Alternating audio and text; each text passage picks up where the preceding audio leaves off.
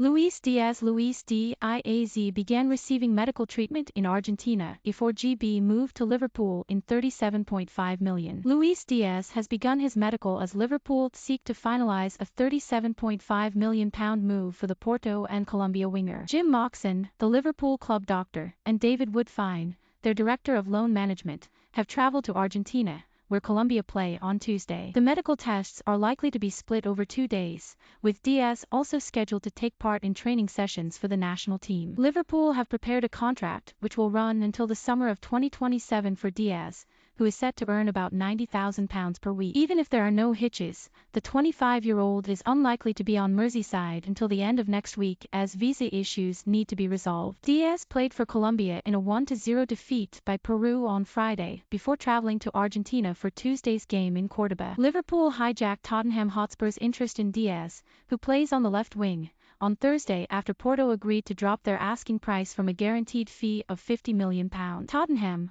who also missed out on a deal for Adama Traoré, the Wolves winger having opted to join Barcelona instead, have therefore been forced to switch their focus and are in talks with Juventus to seal a double deal for Dejan Kulusevski and Rodrigo Bentancur. They have not signed a senior player this month and have now attempted to hijack Aston Villa's offer for Bentancur, worth up to £20 million with bonuses. Juventus want an initial £21 million for the 24-year-old Uruguay midfielder. Both players were signed by Fabio Paratici, the Tottenham managing director, during his 11 years at Juventus, whom he left last summer. Juventus would have to pay 30% of any fee for Bentancur to Boca Juniors as part of a sell-on clause in his contract, having signed him for £8 million in July 2017. Bentancur has made 26 appearances in all competitions this season, starting 13 of their 23 league matches. Steven Gerrard, the Villa manager, has been looking for a holding midfielder and he has been his main target. Tottenham moved for Kulusevski after losing out on Diaz. The 21-year-old joined Juventus from Atalanta in a deal worth up to £37 million